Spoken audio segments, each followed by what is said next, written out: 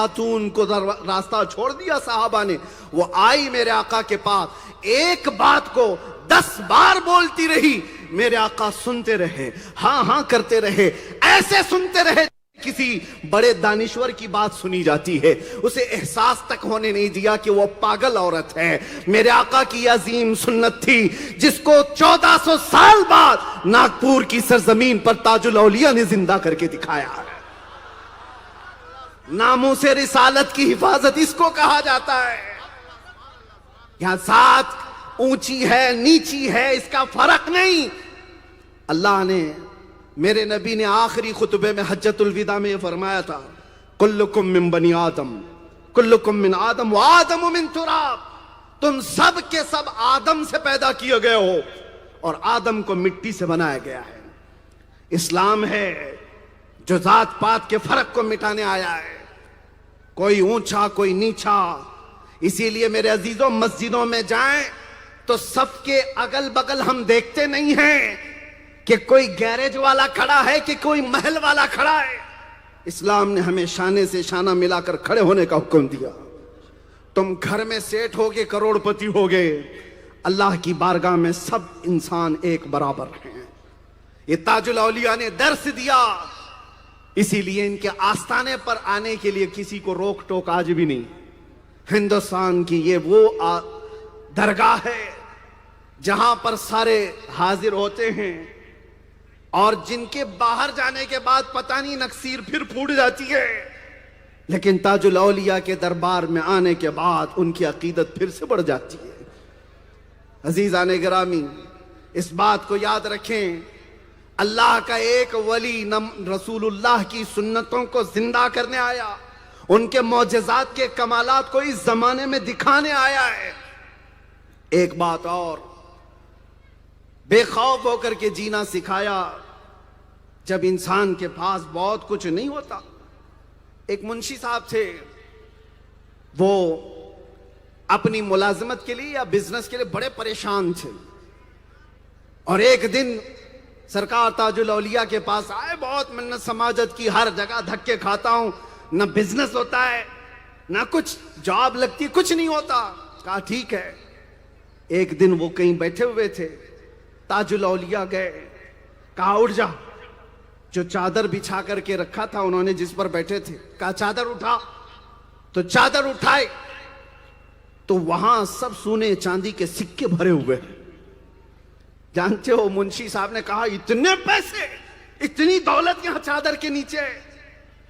تاج الاولیاء سے کہا حضرت اٹھاؤں سب؟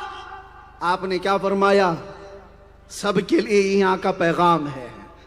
تاج الاولیاء نے کہا نکورے بابا, یہ دیکھنے کی چیز ہے, لینے کی چیز نہیں ہے.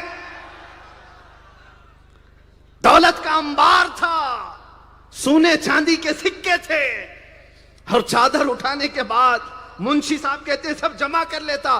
حضرت کہتے ہیں نہیں, یہ دیکھنے کی چیز ہے, لینے کی نہیں. لے لے گا بہت پریشان ہو جائے گا. پھر تاج اس پر چادر ڈال دی. منشی صاحب کہتے ہیں پھر میں بعد میں اٹھایا تو کچھ نہیں تھا, لیکن زندگی بھر اس واقعے نے مجھے ایسا غنی بنا دیا تھا کہ کبھی محتاجی نہیں آئی. عزیزان گرامی وقار, ہماری زندگی کو انہوں نے کئی ایسے کرامات سے مہمیز دیا ہے. جو دنیا آج دولت دولت دولت کے پیچھے بھاگتی رہی اور سکون کچھ نہیں ہے, لیکن آج دیکھو جس نے خود چاہ کر کے, ایسا نہیں ہے کہ زبردستی تاج الاولیاء کو پاگل خانے میں ڈال دیا گیا تھا. آپ نے 3 مہینے پہلے ہی کہا تھا کہ ہم کو لوگ کچھ کرنے نہیں دیتے, میں تو پاگل خانے میں چلا جاؤں گا. آپ نے خود فرمایا تھا, اور خود سے ایسی حرکت کی, آپ نے خود سے ایسا کام سرزد کیا اپنی طرف سے تاکہ لوگ اٹھا کر کے لے جائیں. اللہ والا چاہتا ہے. کچھ سلسلے کے ایسے مشائخ گزرے ہیں جو ایسے کام کرتے ہیں جس کو دیکھ کر کے لوگ تو دیوانہ سمجھے, اور دیوانے کو اسی میں فائدہ ہے, اسی میں فائدہ ہے. لیکن بات یہ ہے کہ پاگل خانے کے جو انچارج تھے, اس میں جو ڈاکٹر تھے, سرجن تھے, سبوں نے دیکھا ہے آپ کا دروازہ بند کر کے چلے جاتے. قیدیوں کو بند کرنا الگ ہے، پاگلوں کو بند کرنا الگ ہوتا ہے. وہاں پر تو ان کو گولیاں دینی ہے، ان کو سب کچھ سنبھالنا ہوتا ہے. تاج الاولیاء کو دروازہ بند کر کے آتے اور لوگ کہتے ہیں کہ ہم نے تاج بابا کو کبھی تاج آباد میں دیکھا، کبھی کامٹی میں دیکھا. لوگ آ کر کے کہتے، اور وہ ڈاکٹر صاحب پاگل خانے کے پریشان رہتے، ہم تالا لگاتے ہیں اور لوگ کہتے ہم باہر دیکھ رہے ہیں. ایک بات میں آپ کو بتاتا ہوں، ایک صاحب ہے، وہ حج پر گئے ہوئے تھے. جبل عرفات میں ایک بزرگ کو دیکھا. وہ صاحب نے پوچھا آپ کا نام کیا ہے؟ تو بزرگ نے کہا ہم کو تاج الدین کہتے ہیں. کہاں رہتے ہیں آپ؟ کہا ناگپور میں رہتا ہوں، ہندوستان میں. پاگل خانے پر، ایک پاگل خانے کے پاس ایک جھوپڑی ہے میری، میں اس جھوپڑی میں رہتا ہوں. وہ حاجی کے دل میں بس اتنا جملہ اثر کیا. اللہ والے کو دیکھنے کے بعد بہت سارے لوگ اپنا دل دے بیٹھتے ہیں، جس کا دل پاک ہو. اب حج کرنے کے بعد وہ حاجی صاحب کہتے ہیں میرے دل کی تمنا تھی کہ میں گھر جانے کے بعد، وطن واپس آنے کے بعد پہلے ناگپور جاؤں، میں دیکھوں وہ بزرگ رہتے کہاں ہیں، میں دیکھوں گا وہ بزرگ رہتے کہاں ہیں جو جبل عرفات میں 9 ذی الحجہ کو میرے ساتھ حج ادا کیے اور انہوں نے اپنا تعارف بھی کرایا. میں چاہتا ہوں ایک بار ناگپور جاؤں اور وہ پاگل خانے کی جھوپڑی کہاں ہے دیکھ لوں، کیا صحیح میں وہ بزرگ یہاں رہتے ہیں. وہ حاجی صاحب حج کر کے واپس آئے، اپنے گاؤں نہیں گئے، ناگپور آئے. ناگپور آنے کے بعد لوگوں سے وہ پوچھنے لگے یہاں پاگل خانہ کہیں ہے، کوئی پاگل خانے جھوپڑی ہے؟ لوگوں نے کہا ہاں ہے، ایک جگہ پر پاگل خانہ ہے. کہا ایک بزرگ مجھ سے ملاقات ہوئی تھی ان کی. کہا ہاں وہ تو اندر رہتے ہیں. ایک بات میں آپ کو بتاؤں، پورا ناگپور کے آس پاس کے علاقے کے سارے لوگوں کی بھیڑ پاگل خانے کے پاس لگی رہتی تھی. اس وقت بھی لوگ اپنی اپنی حاجتیں لے کر کے آتے تھے. اور جب یہ حاجی صاحب آئے پاگل خانے کے پاس، وہاں پر باہر ایک شہر کے بڑے رئیس زادے بیٹھے ہوئے تھے. ان کے ہاتھ میں فالج ہو گیا تھا اور وہ پاگل خانے کے باہر بیٹھے انتظار کر رہے تھے کہ بابا سے میری ملاقات ہو جائے. تھوڑی دیر کے بعد یہ حاجی صاحب وہاں پہنچے. وہ رئیس زادے نے پوچھا آپ کہاں سے آئے؟ کہا میں حج کر کے آیا ہوں. کہا یہاں کیوں آئے، ناگپور کیوں آئے؟ کہا مجھے عرفات کے میدان میں ایک بزرگ ملے تھے جنہوں نے اپنا نام تاج الدین کہا اور وہ کہتے ہیں یہاں کے پاگل خانے میں کہیں رہتے تھے. کہا ہاں صحیح، آپ تو ملاقات کیے ہوں گے، یہیں رہتے ہیں. اتنے میں پاگل خانے کے جو انچارج ڈاکٹر صاحب تھے دروازہ کھولے. تاج الاولیاء کو پاگل خانے سے باہر آتے ہوئے یہ حاجی صاحب نے دیکھ لیا. دیکھا، بڑھ کر کے ہاتھ چومے اور کہا آپ میرے سے پہلے یہاں آ گئے، میں تو حج کر کے لوٹا، ابھی مجھے وقت ہو گیا، آپ حج کر کے جلدی واپس آ گئے. تو تاج الاولیاء نے کہا ذرا دیر کے لیے زبان بند کرنا بابا. ڈاکٹر صاحب یہ بات سن رہے تھے. وہ حاجی صاحب سے پوچھا کیا کہہ رہے ہو؟ کہا میں ان کے ساتھ حج کر کے آیا ہوں. ڈاکٹر صاحب کہتے ہیں کیسے حج کر کے آیا؟ پچھلے 1 مہینے سے ان کا دروازہ ہی نہیں کھلا. پچھلے 1 مہینے سے ان کے دروازے کو تالا میں لگاتا ہوں اور تو کہتا ہے عرفات کے میدان میں ان کے ساتھ حج کر کے آیا. تھوڑی دیر گزری، تاج الاولیاء مسکراتے ہوئے دونوں کے بیچ میں آئے. کہا ڈاکٹر بھی صحیح بول رہا ہے، یہ بھی صحیح بول رہا ہے. تھوڑی دیر کے بعد حاجی صاحب کہتے ہیں کیا یہ حقیقت میں ان کے ساتھ حج کر کے آیا ہوں میں؟ اور ڈاکٹر صاحب کہہ رہے یہ پاگل خانے میں ہی تھے، کون سچا ہے؟ میری آنکھیں جو دیکھی وہ سچ یا یہ جو ڈاکٹر بول رہا ہے یہ سچ؟ میں آپ کو ایک بہت بڑے نکتے کی طرف لے جا رہا ہوں، توجہ چاہتا ہوں. یہ واقعہ 1400 سال پہلے کا نہیں، صرف 100 سال پہلے کا ہے، صرف 100 سال پہلے کا. وہ حاجی صاحب کہتے ہیں میری آنکھیں سچی کہ ڈاکٹر سچا، میں نے تو عرفات میں دیکھا، اور یہ کہتا ہے پچھلے 1 مہینے سے نکلے نہیں. تاج الاولیاء آتے ہیں، ایسے اپنی شہادت کی انگلی اور انگوٹھے کا حلقہ بنایا. حلقہ بنا کر کے وہ حاجی صاحب کے آنکھوں پر رکھا، اس طرح آنکھوں پر رکھا. وہ حاجی صاحب دیکھ کر کے گھبرا گئے. اس حلقے کے اندر سے کیا دیکھا؟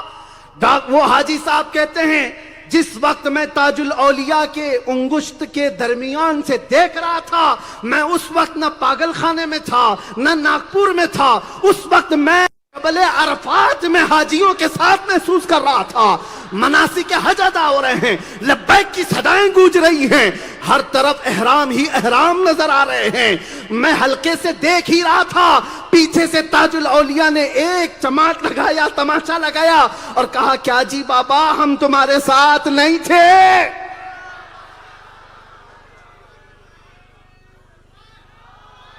اب توجہ چاہتا ہوں، یہ کوئی ڈھکی چھپی ہوئی باتیں نہیں. جو حج کیا ہوا حاجی وہ بھی دیکھا ہوا بیان کر رہا ہے. اور تاج الاولیاء کو گزرے ہوئے کئی ہزاروں سال نہیں ہوئے، 1400 سال بعد ناگپور کی سرزمین پر بیٹھا ہوا رسول اللہ کی آل کا ایک شہزادہ حسینی سید زادہ اپنی 2 انگشت کے درمیان سے ایک حاجی کی آنکھوں پر صرف حلقہ رکھ دے، حاجی ناگپور سے عرفات کو دیکھ سکتا ہے. تو پھر محسوس کرو غریب نواز کی آنکھوں پر جب عثمان ہارونی نے انگلیاں رکھی تھی تو غریب نواز نے پہلا آسمان بھی دیکھا، دوسرا تیسرا بھی، چوتھا پانچواں بھی، چھٹا ساتواں بھی. پیر نے پوچھا تھا عثمان ہارونی نے، معین الدین بتا میری انگلیوں کے بیچ سے کیا نظر آ رہا ہے؟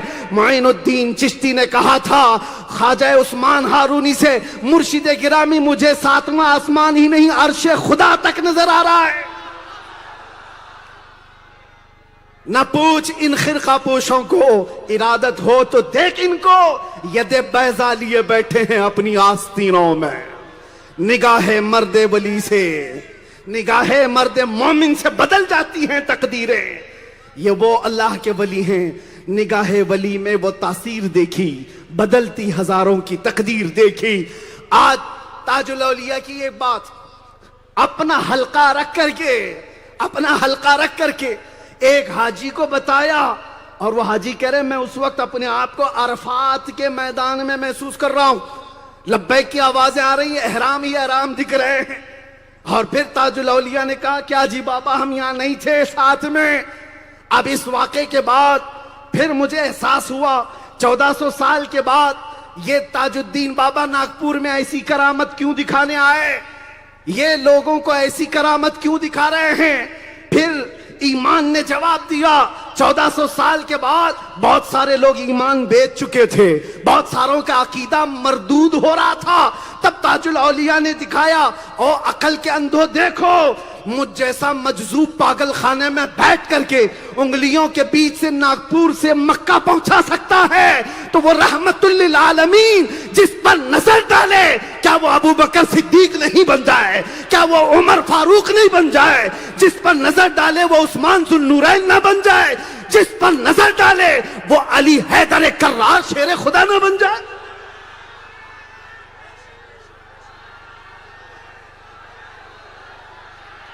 نگاہ کی بات ہے.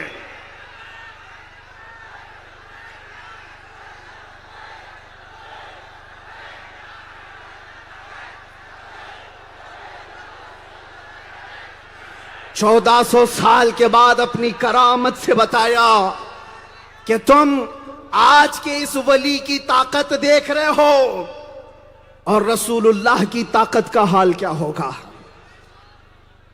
اللہ تعالیٰ نے ہر زمانے میں ایسے اولیاء کو بھیجا ہے جو اپنی کرامات سے امت کا عقیدہ سدھارتے رہے. تاج الاولیاء کی کرامات صرف کہانیاں نہیں ہیں جو سن کر کے چلے جائیں، عقیدے کو زندہ کرنے والی کرامات ہیں، عقیدے میں جان ڈالنے والی کرامات ہیں. ایک بار تاج باغ میں، اب سنیے، تاج باغ میں ایک صوفی صاحب ہیں، وہ کہتے ہیں کہ میں اپنی دکان کے سامنے، حلوائی کی دکان کے سامنے بیٹھا تھا، تاج بابا گزر رہے تھے. یکا گاڑی اس دن آئی تھی، بیل گاڑی، گھوڑا گاڑی، اس سے جا رہے تھے تو اچانک گاڑی کو بابا نے روک دیا اور کہا صوفی صاحب آؤ ہمارے ساتھ، ہم تم کو دوسری مٹھائی کھلاتے ہیں۔ صوفی صاحب کہتے ہیں میں حلوائی کی دکان چھوڑ کر جلدی سے گاڑی میں سوار ہوا۔ یہ عصر کے بعد کا وقت ہے، اور سننا توجہ سے، میں کہانیاں نہیں سناؤں گا، میں وہ سناؤں گا جس سے عظمت رسول کا اظہار، ناموس رسالت کسے کہتے ہیں۔ صوفی صاحب کہتے ہیں میں یکا گاڑی میں بیٹھ گیا، اور تاج بابا گاڑی کو جو ہانکنے والا تھا اس سے کہتے ہیں ہانک اور تیزی سے چلا۔ عصر کے بعد کا وقت ہے۔ صوفی صاحب کہتے ہیں اچانک ہم ایک محلے میں آئے، میں تو ناگپور کا پیدا ہوا، ناگپور میں میری جوانی گزری، جس محلے میں آیا وہ محلہ ناگپور کا ہے ہی نہیں، یہ گاڑی اچانک کہاں آ گئی؟ تو دیکھا تاج بابا ایک جگہ رکے گاڑی میں، اور مٹھائی کی دکانیں تھی، گورے چھٹے لوگ، اونچے چوڑے لوگ وہاں پر موجود ہیں۔ تاج بابا ان سے بات کر رہے ہیں۔ صوفی صاحب کہتے ہیں مجھے بات بھی نہیں سمجھ میں آ رہی، وہ پشتو زبان میں بات کر رہے ہیں۔ پشتو زبان افغانستان کی کندھار کی زبان ہے۔ کئی لوگوں سے ملاقات کیا، کندھاری لوگوں سے بات کیا، اس سے بات کیا، اس کی خیریت پوچھی، اس سے کیا، اس کی خیریت پوچھی، دکانیں دیکھا، اور اس کے بعد مٹھائی کھلائی۔ صوفی صاحب سے کہا جلدی چلو، مغرب کی اذان کا وقت ہو رہا ہے۔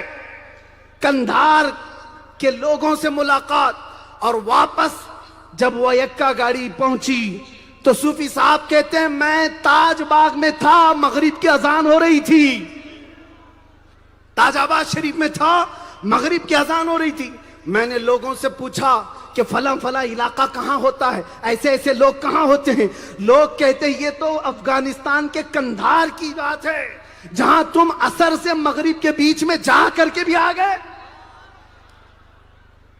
بعد میں جب پتہ چلا تو صوفی صاحب تلاشتے ہوئے تحقیق بھی کیے کہ حقیقت میں گیا بھی تھا کہ نہیں، وہ سفر کر کے گئے بھی، علاقہ ڈھونڈا بھی، مٹھائی کی دکان بھی ملی، لوگ بھی ملے۔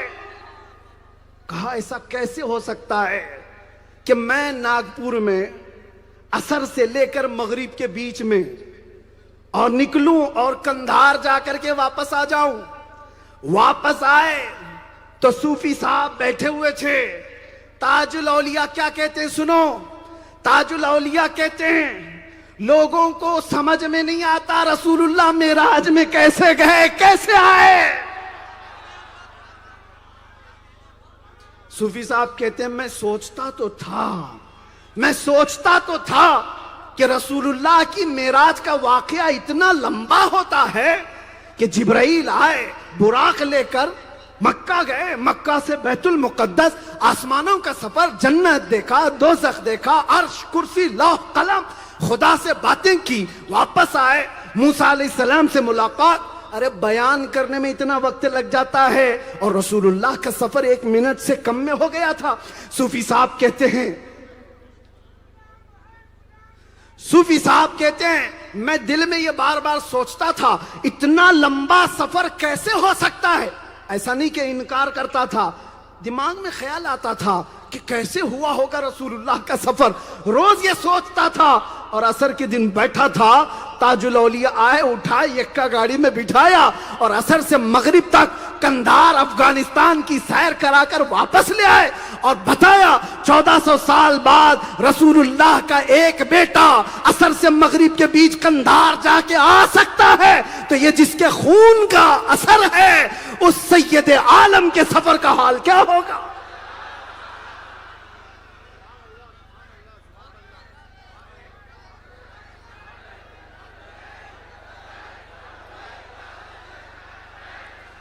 جس کی طاقت کو دو عالم کی پرواہ نہ ہو، ایسے بازو کی ہمت پہ لاکھوں سلام۔ عزیزان گرامی، تاج الاولیاء کی کرامات رسول اللہ کے معجزوں کا اظہار کرنا ہے، جو اتنے دنوں کے بعد عقیدے مر گئے، مردہ ہو گئے تھے، ان کو اپنی کرامات سے بتایا۔ آج بھی میں کہتا ہوں کچھ کھوٹے سکے ہوں گے اگر، تو تاج الاولیاء کے آستانے پر آ کر بیٹھ جائیں، تمہارے عقیدے میں انشاءاللہ پھر سے شفا مل جائے گی۔ جو انکار کرتے ہیں یہ سب سنی لوگ کہانیاں سناتے ہیں. ارے کہانیاں نہیں ہیں. آؤ دربار میں، آستانوں میں، یہاں پر ایک دو آدمی کہانی سنا کر چلے جائے تو بات الگ ہے. یہاں تو سنانے والے اپنے بھی ہیں اور دوسرے بھی ہیں، جنہوں نے دیکھا. اس لیے کہ تاج الاولیاء کی کرامات صرف مسلمانوں کے ساتھ نہیں تھی، ہندوؤں کے ساتھ بھی تھی. ان کی بھی ضروریات پوری ہوتی تھی، انہوں نے بھی دیکھا ہے. اور وہ بھی اعتراف کرتے ہیں، آج بھی اعتراف کرتے ہیں تاج الاولیاء کی عظمت کا. لیکن ایک حیرت کی بات ہے، ناگپور کے ہی نہیں، ہر علاقے کے اکثر ہندوؤں میں تاج الاولیاء کی عقیدت ہے اور محبت ہے اور عظمت ہے. وہ کیسے کوڑ مریض ہیں جو ٹوپی بھی پہنتے ہیں اور داڑھی بھی رکھتے ہیں اور تاج الاولیاء سے نفرت کرتے ہیں. کیسے عقیدے کے بیمار لوگ ہیں. ان لوگوں کو صرف ایک حدیث کافی ہے جو اللہ کے نبی نے فرمایا. اللہ خود فرماتا ہے من عادی لی ولی فقد آذنتہ بالحرب. جو میرے کسی ولی سے دشمنی کرتا ہے میں اس کو اپنے ساتھ جنگ کا اعلان کرتا ہوں. اللہ فرماتا ہے جو اللہ کے ولیوں سے دشمنی کرتا ہے وہ اللہ کے ساتھ جنگ کر رہا ہے. تو پھر بچے گا کہاں؟ کیا بچے گا؟ میرے عزیزو، اب سمیٹتے ہوئے باتیں ایک اور میں کہوں گا.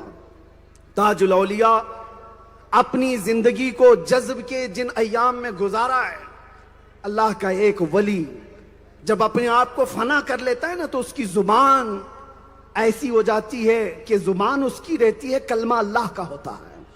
جو بولتا ہے وہ ہو جاتا ہے، جو کرتا ہے اس میں اثر ہوتا ہے. ایک جگہ پر تاج الاولیاء گئے، کھیتی باڑی والے وہاں کے پریشان تھے، قحط سالی تھی، بارش نہیں کئی زمانے سے. ہر کوئی کسان آ رہا ہے، کہہ رہا ہے بابا بارش کے لیے دعا کر دو. آپ بیٹھے. دیوانہ اکثر ایسے کام کرتا ہے جو عقلوں میں آتے نہیں. تاج الاولیاء کہتے لکڑیاں جمع کرو، آگ لگاؤ. پانی کا اس سے کیا تعلق ہے؟ پانی کا کیا تعلق ہے؟ لیکن توجہ، کسان وہی کرتے رہے جو بابا کہتے رہے. تھوڑی دیر کے بعد بابا نے ایک لوٹا پانی منگوایا اور اس آگ میں پانی ڈالنے لگے.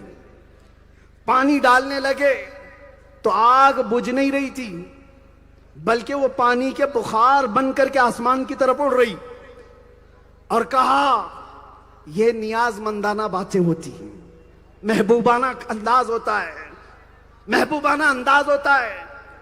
پانی ڈالتے ڈالتے آگ میں پھر آسمان کی طرف دیکھا اور کہا دیکھ مولا، آگ لگی میرے پانی سے تو بجھتی نہیں، تیرے پانی سے تو بجھا دے. میرے پانی سے تو بجھتی نہیں، تیرے پانی سے تو بجھا دے. اتنا کہنا تھا کہ کسان کہتے ہیں ابر چھا گیا، ہر جگہ جھما جھم بارش شروع ہو گئی، ہر جگہ بارش تھی.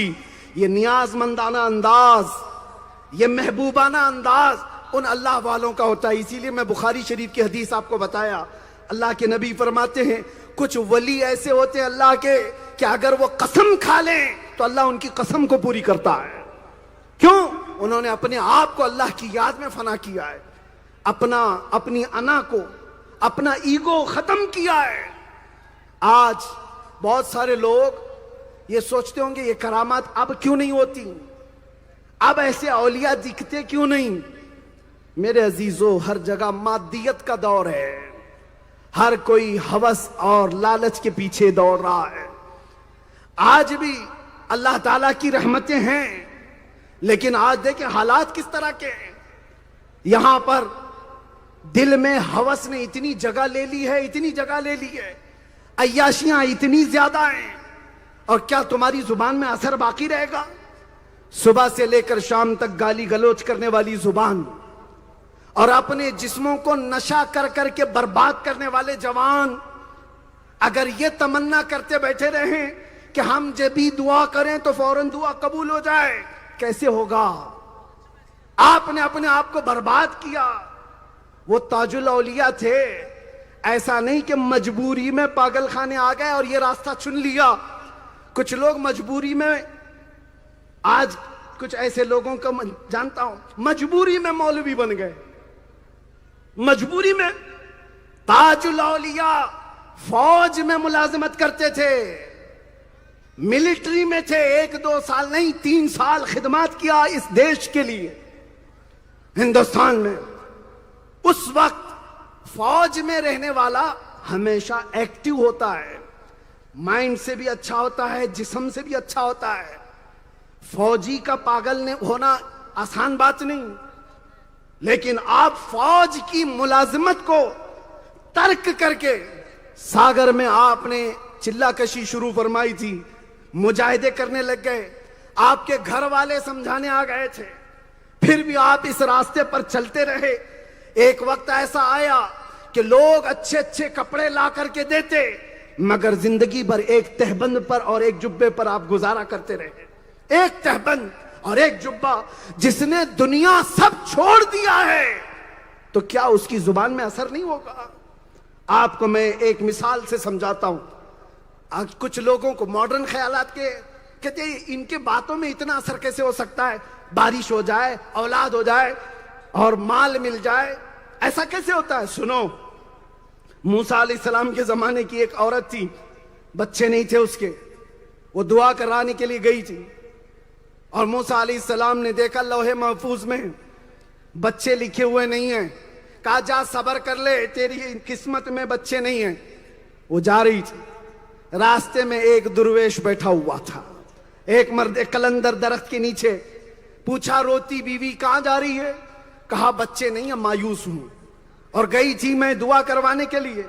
انہوں نے لوح محفوظ دیکھا، لوح محفوظ میں بھی 3 قسم کی تقدیریں لکھی ہیں، تقدیر مبرم ہے، شبہ مبرم ہے، اور تقدیر معلق ہے۔ میں تقدیر معلق کی بات کر رہا ہوں۔ اس عورت کی تقدیر میں بچے لکھے ہوئے نہیں تھے۔ موسیٰ علیہ السلام نے کہا صبر کر لے جا۔ وہ عورت کہتی ہے درویش سے، بابا میرے بچے نہیں ہیں، میں اپنی قسمت پہ رو رہی ہوں۔ بابا نے کہا ٹھیک ہے جا، گھر میں جا، آج رات کو سجدہ کر، خوب رو، اللہ دینے والا ہے۔ گئی عورت، روئی، دعا کرتی رہی۔ چند مہینوں کے بعد پتا چلا اس کو حمل ہو گیا، اور گھر میں 9 مہینے کے بعد ہنستا خوشحال ایک بیٹا پیدا ہوا۔ بچے کی پرورش ہوئی، تھوڑے دنوں کے بعد دوسرا حمل ہوا، دوسرا بیٹا، پھر تیسرا بیٹا، پھر چوتھا بیٹا، پھر 5واں بیٹا، لائن لگی ہے۔ وہ عورت کے 7 بیٹے ہو گئے۔ عرصہ گزر گیا، 13-14 سال گزر گئے۔ ایک دن موسیٰ علیہ السلام وہاں سے گزر رہے تھے، اس عورت کو دیکھ کر پہچان لیا، چند سالوں پہلے میرے پاس آئی تھی اولاد کی بھیک مانگنے۔ میں نے تو دیکھا تھا اس کی قسمت میں کوئی اولاد نہیں، لیکن یہ کس کے بچے لے کر کھیل رہی ہے؟ اس سے پوچھا بی بی ہے کس کے بچے؟ کہا اللہ کے نبی یہ میرے ہیں۔ کہا جھوٹ تو نہیں بول رہی؟ کہا نہیں سچ بول رہی ہوں۔ کہا کیسے؟ کہا اللہ دے دیا، ایک درویش نے شاید دعا کر دی۔ یہاں ایسا نہیں ہے کہ نبی کے دعا سے بڑھ کر کے درویش کی دعا میں بتا رہا ہوں، نہیں۔ موسیٰ علیہ السلام رب تعالیٰ کی بارگاہ میں عرض کرنے لگے مولا اس کی قسمت میں لکھا ہوا نہیں تھا، میں نے دیکھا تھا، لیکن اب اس کو کیسے مل گیا؟ رب تعالیٰ نے فرمایا ہاں اس کی قسمت میں لکھا ہوا نہیں تھا، لیکن اگر اس کے لیے کوئی میرا محبوب مانگ لیتا تو میں دے دیتا۔ موسیٰ علیہ السلام آپ نے مانگا تو نہیں تھا، لیکن وہ درویش کے مانگنے پر رب تعالیٰ نے فرمایا اس کا جواب ہم دیتے ہیں۔ آپ ایک کام کریں، ایک ہاتھ میں چاقو لے لیں، ایک ہاتھ میں برتن، اور جا کر کے اپنی قوم سے کہیں اللہ نے تمہارے جسم کے ٹکڑے مانگے ہیں، ایک گوشت کا ٹکڑا دے دو۔ کوئی بھی آپ کا امتی، آپ کا غلام گوشت کا ایک ٹکڑا کاٹ کے دے دے۔ موسیٰ علیہ السلام آئے اپنی قوم کے پاس، کہا اللہ تعالیٰ کا حکم ہے کہ اپنے جسم کا ایک ٹکڑا کاٹ کر کے دے دو۔ اور ان کی قوم نافرمان بڑی تھی، بھاگنے لگی ادھر سے ادھر، کوئی دروازے بند کر رہا ہے، کوئی ادھر بھاگ رہا ہے، کوئی ادھر بھاگ رہا ہے۔ ارے یہ آج گوشت مانگ رہے ہیں، کل کلیجہ مانگیں گے۔ سب ادھر ادھر چلے گئے۔ شام ہونے کو تھی، اس درخت کے پاس سے گزر رہے تھے، وہ درویش بیٹھا ہوا تھا۔ آپ نے آواز لگائی، درویش بھاگتا ہوا آیا اور کہا اے کلیم اللہ چاقو دے دو اور برتن دے دو. اللہ نے مانگا ہے؟ کہاں اللہ نے مانگا ہے. وہ درویش پھر اپنے ہاتھ سے گوشت کاٹنا شروع کیا, پھر ادھر سے کاٹا, ران کا کاٹا, پنڈلی کا کاٹا, پیٹ کو کاٹنے لگا, جگہ جگہ سے وہ چمڑی چھل کر کے ٹکڑے کاٹ کر برتن میں رکھتا گیا. موسیٰ علیہ السلام نے کہا رے دیوانے, میں نے کہا تھا اللہ نے جسم کا ایک ٹکڑا مانگا ہے, تو سب کاٹ رہا ہے. وہ درویش کہتا ہے اے اللہ کے نبی آپ نے یہ تو نہیں بتایا کہاں کا مانگا ہے,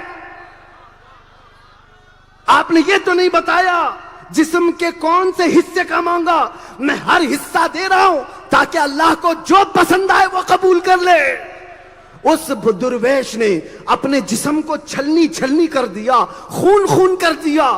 تب اللہ کی طرف سے آواز آئی اے موسیٰ جو میری محبت میں اپنے جسم کا ٹکڑا ٹکڑا کر دیتا ہو, کیا میں اس کی ایک بات پر کسی عورت کو 7 بچے نہیں دے سکتا؟ من کان للہ کان اللہ لہ. حدیث میں ہے جو اللہ کا ہو جاتا ہے اللہ اس کا ہو جاتا ہے.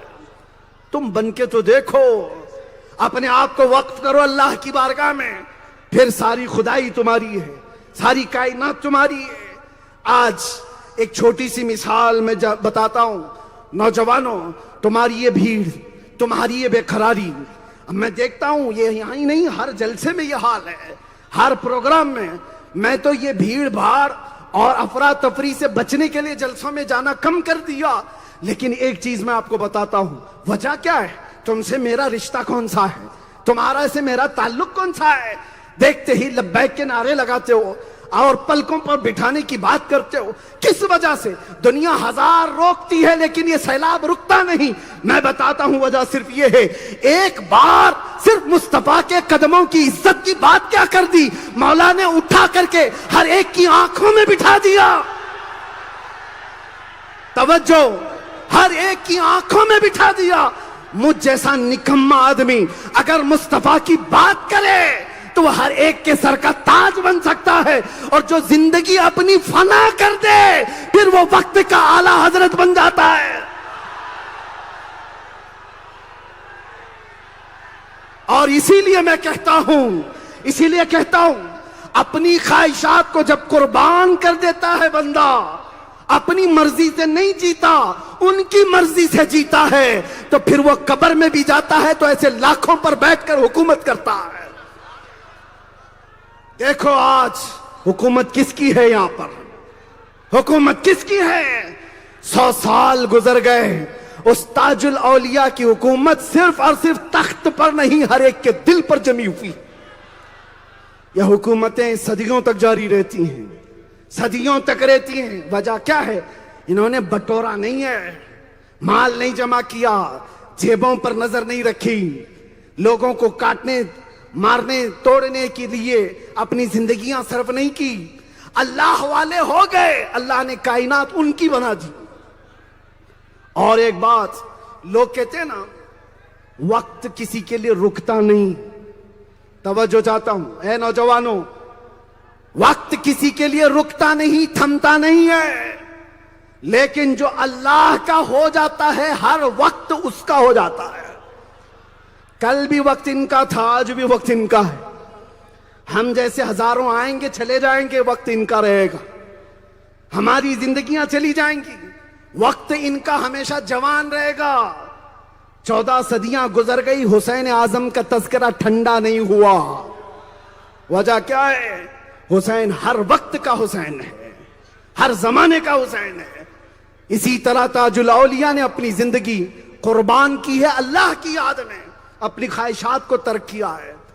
چند خواہشات ہی تم چھوڑ دو, پھر دیکھو یہ آج دنیا جو تمہیں انگلیوں پر نچا رہی ہے, تم ہر جگہ شکایت کرتے ہو کہ ہمیں ایسا مارا جا رہا ہے, توڑا جا رہا ہے, فلاں کیا جا رہا ہے. تمہیں مارنے اور توڑنے کی ضرورت ہی نہیں ہے کسی کو. اور رسول اللہ کی یہ امت ہے جس کو کوئی توڑ نہیں سکتا سوائے ان کے آپس کے غداروں میں. ہمیں بڑی طاقتوں کی ضرورت نہیں توڑنے کے لیے.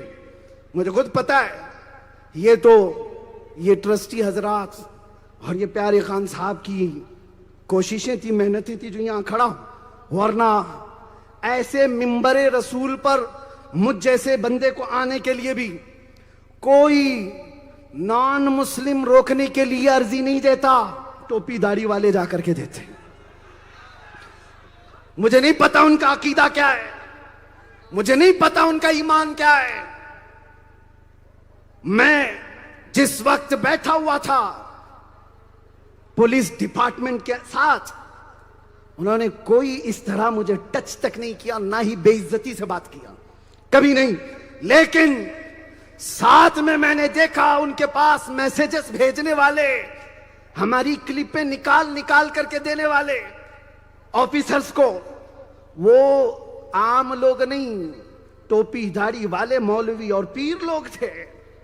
میں نام ابھی نہیں لوں گا, قیامت کے دن انشاءاللہ یہ سب کھلے گا, سب کھلے گا. میں دیکھوں گا جو اس طرح کی منافقت کرتے رہے, اپنے گریبان میں جھانک کر کے دیکھنا, انشاءاللہ قیامت کا منظر ہوگا. ہم کس کے ساتھ کھڑے ہوں گے اور تم کس کے ساتھ ہوگے. ہم نے صرف اپنے نبی کی بات کی ہے, ہم نے صرف رسول اللہ کی محبت کی بات کی ہے. اور جن لوگوں نے اس طرح کی ہماری امیج بنانے کے لیے ایڑی چوٹی کا زور لگایا, تمہارا عقیدہ مجھے نہیں پتا کیا ہے, حضور کو کیا جواب دو گے؟ کیا یہ وہی منظر نہیں ہے؟ ایک میدان ہے کربلا کا, نماز ادھر بھی پڑھ رہے ہیں, نماز ادھر بھی پڑھ رہے ہیں, اللہ اکبر کہہ رہے ہیں اور تلوار لے کر نبی کے نواسے کو کاٹ رہے ہیں. کون سا عقیدہ تھا ان کا, کون سا ایمان تھا؟ اسی لیے میں آپ سے بھی کہتا ہوں, آپ دوسری طاقتوں سے گھبرائے ڈرے ہوئے مت بیٹھو, کچھ نہیں ہوگا.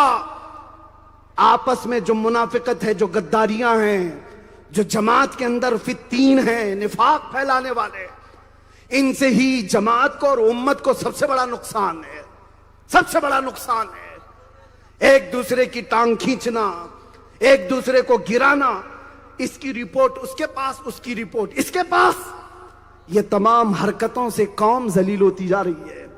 نوجوانوں, تاج الاولیاء کے آستانے پر آنے کے بعد ایک بات سمجھ لو, اللہ تعالیٰ کے یہ بندے ہیں اور سب کا مقصد اس دھرتی پر ایک ہی ہے, سب کا مقصد ایک ہے, اس اللہ کو راضی کر کے جانا. باقی تم کسی کو بھی گرانے کی کوشش کرو, نہیں ہوگا. اللہ جب تک نہ چاہے کچھ نہیں ہوگا, تم ذلیل ہو جاؤ گے. اللہ جس کو چاہے عزتوں سے نوازتا چلا جائے گا. اور چند باتیں, اس آستانے پر آنے کے بعد نوجوانوں کا ایک بہت بڑا سیلاب میں دیکھ رہا ہوں, ہر علاقے میں, ہر شہر میں. سب سے زیادہ بدنام کس بات پر ہے؟ ہم سے کہتے ہیں کئی پولیس والے بھی, مولانا صاحب آپ کی قوم سب سے زیادہ نشہ کرتی ہے, آپ کی قوم نشہ بیچنے میں پکڑی جاتی ہے. ہم نے جیل میں بھی دیکھا, ڈرگز کے کاروبار میں کتنے آئے, کروڑوں کے تجارت کرنے والے. اور یہ وہ امت کی بات میں کر رہا ہوں, اس امت کی بات کر رہا ہوں. رسول اللہ نے تو یہ فرمایا, تمہارے تلووں میں کانٹا بھی چبھے تو اس کا درد مجھے ہوتا ہے. اور اس رسول کی امت اپنے آپ کو تباہ کر رہی ہے اور پوری امت کو تباہ کر رہی ہے. میرے سامنے رمضان کا پہلا دن تھا, رمضان کا پہلا دن تھا.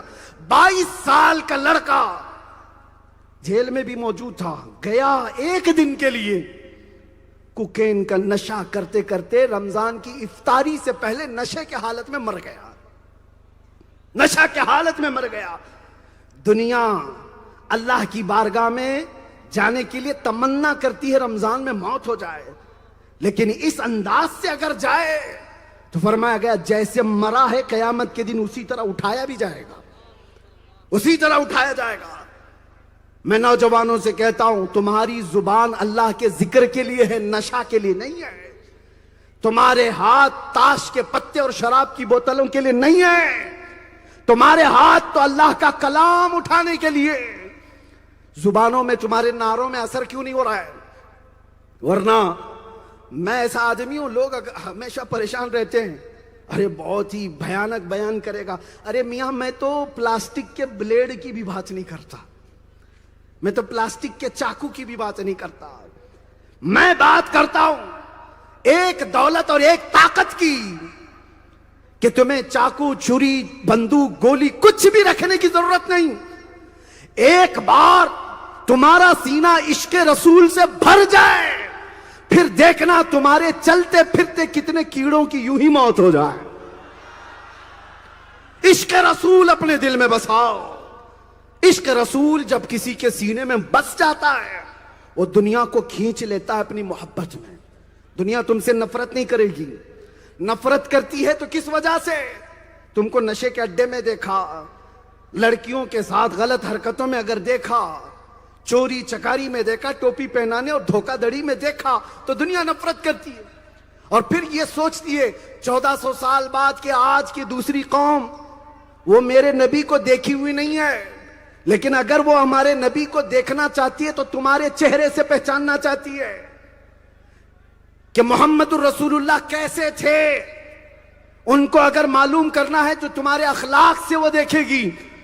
اگر تمہارے اخلاق برے ہوئے تو اللہ نہ کرے تم کو دیکھ کر کے یہ نبی کے بارے میں بدگمانی نہ کر لیں کہ رسول کے غلام ایسے ہیں تو رسول کیسے.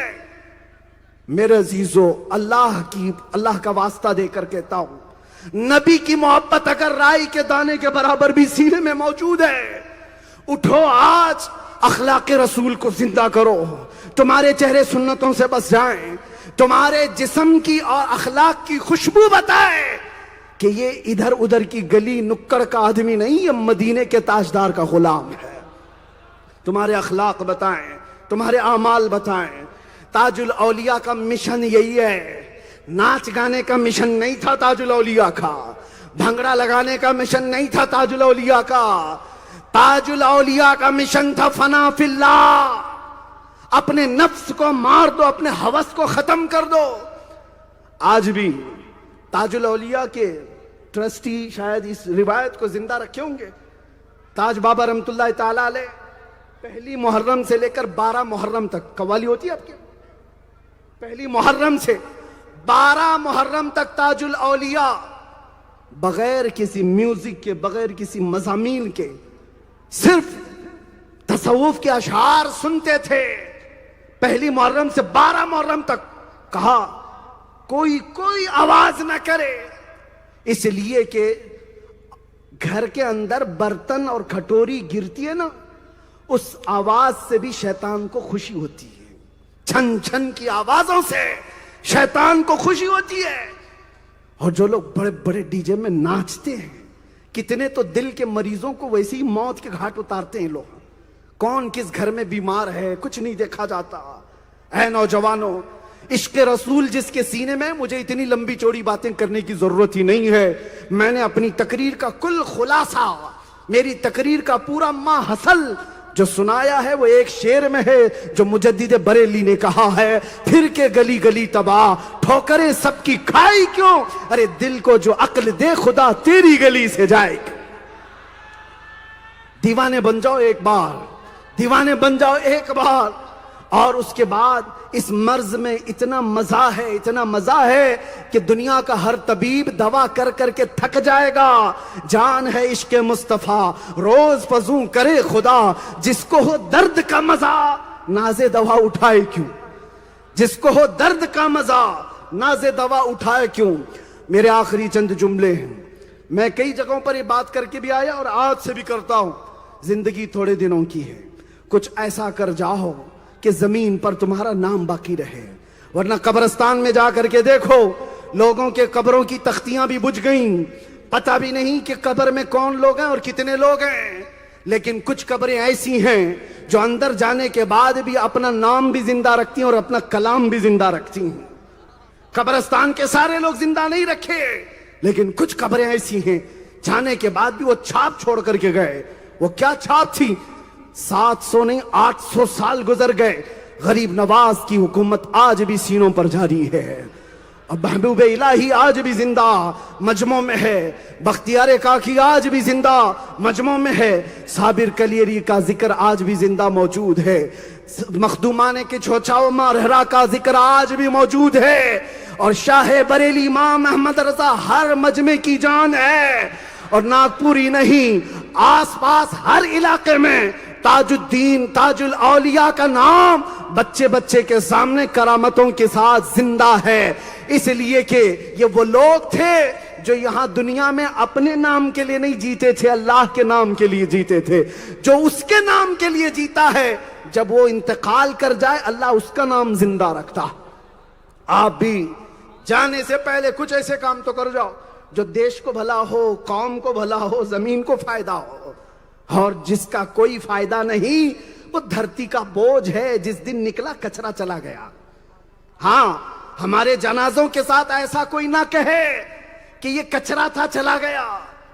ایسی زندگی جیو کہ شاعر کہتا ہے موت اس کی جس کا کرے زمانہ افسوس، یوں تو یہاں آئے ہیں سبھی مرنے کے لیے، سب مر کے جاتے ہیں، لیکن ایک جنازہ وہ ہوتا ہے جو جا رہا ہے دلی میں لیکن آنکھیں یہاں پر نم ہیں، جو جا رہا ہے کسی اور ملک میں دل کی دھڑکنیں یہاں تیز رہتی ہیں۔ وجہ کیا ہے؟ ایسی زندگی جی کر کے جاؤ کہ اس کے متعلق یہ کہا گیا ہے وہ زندگی سے صرف پردہ کیا ہوا ہے۔ اسی لیے شاعر کہتا ہے کچھ اللہ والے جب دنیا سے جاتے ہیں تو وہ یہ پیغام دے کر کے جاتے ہیں، اور مجھے میرے رب سے یقین ہے، میرے نبی سے یقین ہے، ان کی رحمت سے یقین ہے، مجھے آج روکنے والے ہزار روکیں لیکن لبیک یا رسول اللہ کو روکا نہیں جا سکے گا، یہ قائم رہے گا، اور ہم مر بھی جائیں تو یہ نشانی باقی رہے گی۔ کیوں؟ میرے جنازے پہ رونے والوں بغور دیکھو، فریب میں ہو، بغور دیکھو، مرا نہیں ہوں، غم نبی میں لباس ہستی بدل گیا، غم نبی میں لباس ہستی بدل گیا۔ جہاں میں اہل ایمان مثل خورشید جیتے ہیں، ادھر ڈوبے ادھر نکلے، ادھر ڈوبے ادھر نکلے، اللہ والوں کی یہ مثال ہے۔ دیش میں آج جو پیغام مجھے یہاں سے دینا تھا، یہ بہت بڑا ذمہ دار اسٹیج ہے، یہاں ہر جگہ سے لوگ ہیں، ہر طرح کے لوگ ہیں، ہر قسم کے لوگ ہیں۔ میں آپ سے کہتا ہوں زمانے کی ضرورت بنو، ورنہ بغیر ضروری چیزوں کو کباڑ خانے میں ڈالا جاتا ہے۔ گھر کے اندر بھی جو یوزلیس چیزیں ہیں، چاہے وہ صوفہ ہو کہ کرسی ہو، بیٹھنے کے قابل نہیں تو وہ حال میں رہنے کے قابل بھی نہیں، بھنگار میں ڈال دو، اس کو کباڑ میں ڈال دو۔ پکانے والی پتیلیاں، کھانے والے برتن، پیسنے والی مشین کام نہ کرے وہ بھنگار میں جائے گی۔ تم اگر کام والے نہ ہو، کسی کے کام نہیں آ سکتے تو تمہاری کوئی ویلیو نہیں، تمہاری کوئی اہمیت نہیں۔ دنیا اس کو پہچانتی ہے جو وقت کی ضرورت ہوتا ہے۔ میں نے ہزار اس پر اسٹڈی کی ہے، یہ جو باتیں ہوتی ہیں نا، تعصب ہے ہندو مسلم کا، نفرت کی ایک بہت بڑی فضا پھیلی ہوئی ہے، یہ اس سے نفرت کرتا ہے، یہ اس سے نفرت کرتا ہے، ہزار نفرتیں۔ میں اپنے مطالعے سے کہہ رہا ہوں، چاہے جتنی نفرتیں کوئی کسی سے بھی کر لے، لیکن تمہارے اندر کوئی صلاحیت ہے، تمہارے اندر کوئی قابلیت ہے، نفرتیں ایک طرف ہوں گی، تمہاری ضرورت زمانے کی ایک طرف ہوگی۔ ہزار نفرتیں ہوں، اے پی جے عبد الکلام وقت کی ضرورت تھا، وقت کی ضرورت، دیش کو پاورفل بنانے کے لیے اپنی محنت کی۔ یہ نہیں دیکھا گیا کہ پھر اس کی ذات کیا ہے، زمانے کی اور وقت کی جو ضرورت بنتا ہے۔ یہ جو آج ہم رونا رو رہے ہیں اتنی ساری جنگوں کا، کہ دنیا بھر میں جو جنگیں ہو رہی ہیں، اتنے لوگ ہیں، وہ ہو رہا ہے، یہ ہو رہا ہے، اسرائیل یہ کر رہا ہے، امریکہ وہ کر رہا ہے، یہ بولنے سے کچھ نہیں ہوگا۔ پاور، ٹیکنالوجی، علم ان کے پاس ہے، انہوں نے لوہا منوایا، ٹیکنالوجی میں طاقت حاصل کی، وہ زمانے کی ضرورت بن گئے۔ تم ہزار یہاں بیٹھ کر کوسو، موبائل تو استعمال ان کا ہی کر رہے ہو، کمپیوٹر استعمال ان کا ہی کر رہے ہو، سارا اینڈرائڈ ٹیکنالوجی یوز کر رہے ہو، محتاج بنا دیتا ہے علم لوگوں کو۔ اسی لیے میں کہتا ہوں جاہل لوگوں کی کوئی عزت نہیں ہوتی، آئے چلے گئے کوئی یاد بھی نہیں رکھتا، لیکن اس کے پاس علم ہے، ٹیکنالوجی ہے، تو وہ ہر زمانے کی ضرورت بن جاتا ہے، وہ ہر زمانے کی ضرورت بن جاتا ہے۔ تاج الاولیاء کے آستانے سے میں امت مسلمہ کو یہ درس دینا چاہوں گا، اپنی صلاحیتیں بیدار کرو. تم صرف کھانے پینے اور سونے کے لیے نہیں آئے ہو. تمہاری نمائندگی ڈپارٹمنٹ میں بھی ہونی چاہیے، تمہاری نمائندگی ہر شعبے کے اندر ہونی چاہیے. سسٹم کا حصہ بنو، علم میں کمال حاصل کرو، پھر دیکھو کتنے لوگ نفرت کرتے ہیں. نفرت ہماری جہالت کی وجہ سے ہو رہی ہے، نفرت ہمارے اعمال کی وجہ سے ہو رہی ہے. اور جو بیجا نفرت کرتا ہے وہ الٹے منہ گر جاتا ہے. لیکن اگر تمہارے پاس صلاحیت ہے اور علم ہے، ٹیکنالوجی ہے، تو ایسوں سے دشمنی کر کے وہ خود برباد ہوگا. جاہلوں سے تو سب نفرت کرتے ہیں. اس لیے میرے مصطفیٰ کا مشن ہے جاہل نہ بنو، جاہل نہ بنو. پورے نوجوانوں سے 10ویں پاس 12ویں پاس، اس کے بعد کیا کر رہا ہے؟ کیا کر رہا ہے؟ نکڑ پہ کھڑا ہوا ہے، سگریٹ پھونک رہا ہے، گٹکا کھا رہا ہے. یہی تمہاری لاسٹ، تمہارا ایم یہی ہے، یہی ٹارگٹ ہے، یہی مقصد ہے. ایک وقت وہ تھا، پوری دنیا کو سائنس ہمارے علماء نے عطا کیا ہے. الجبرا کس کا ایجاد کیا ہوا ہے؟ جابر بن حیان کا. میڈیکل سائنس میں جاؤ، فخر الدین رازی کا نام آج بھی زندہ ہے. کیلیفورنیا یونیورسٹی میں سرجری پر لکھی جانے والی سب سے پہلی کتاب ابو علی سینا کی ہے. علماء اسلام نے کتنے علوم دیے. عباس بن فرناس جس نے سب سے پہلے اڑنا سکھایا، اسی کے فارمولے پر بعد میں ایروپلین بنائے گئے. وہ لوگ ٹیکنالوجی کے ماہر تھے، کیمسٹری میں، فزکس میں، جغرافی میں. علماء اسلام نے بہت بڑا کردار اپنایا. لیکن ایک بات اور بھی میں بتا دوں، یہ ہم کہہ کر کے رہیں گے ہمارے علماء وہ تھے، ہمارے علماء یہ تھے، تو اثر نہیں ہوگا. دنیا یہ پوچھے گی تو کیا ہے؟ تیرے باپ داداؤں کی مت کہے، تیری بتا تو کیا ہے. اس لیے کہ دنیا پریزنٹ کو ایکسپٹ کرتی ہے، پاسٹ کو نہیں. پاسٹ کو سنا کر موٹیویٹ کیا جا سکتا ہے، فخر کر سکتے ہیں، لیکن اثر نہیں ہوتا. اثر پریزنٹ کا ہوگا. جیسے اپنے باپ دادا کی تاریخ بیان کر رہے ہو، ویسے بن کر کے دکھاؤ، تو پھر ہر جلوہ تمہارا ہے، ہر زمین تمہاری ہے. اسی لیے میرے عزیزو، تاج الاولیاء کے آستانے پر آنے والی یہ بھیڑ یہاں سے خالی ہاتھ نہ جائے. اب جینا ہے تو ہمیں کسی ایرے غیرے نتھو کیرے کو دیکھنے کی ضرورت بھی نہیں. تمہیں الگ الگ کلاسز لینے کی ضرورت نہیں. دنیا بھر کی ساری کلاسز کا ایجوکیشن تاجدار مدینہ نے اپنی زندگی میں عطا کیا ہے. تمہیں بیٹھنا سکھایا ہے کہ نہیں؟ تمہیں چلنا سکھایا ہے کہ نہیں؟ تمہیں ملنا سکھایا ہے کہ نہیں؟ تمہیں بولنا سکھایا ہے کہ نہیں؟ تمہیں لوگوں سے بات کرنے کے انداز سکھایا کہ نہیں؟ کھانے کے آداب میرے مصطفیٰ نے بتائے، سونے کے آداب میرے مصطفیٰ نے بتائے، شادی کے آداب میرے مصطفیٰ نے بتائے، بچوں کو پالنے کے آداب میرے مصطفیٰ نے بتائے، بوڑھوں کا احترام میرے آقا نے بتایا، یتیموں کے حقوق میرے آقا نے بتایا، پڑوسیوں کا سلوک میرے آقا نے بتایا. ارے حکومت کرنے کے انداز بھی میرے مصطفیٰ نے سکھائے ہیں، وزیروں کے احوال بھی سکھائے، معاملات بھی سکھائے، حتیٰ کہ پیشاب سے پاکی حاصل کرنے کو بھی میرے مصطفیٰ نے سکھایا.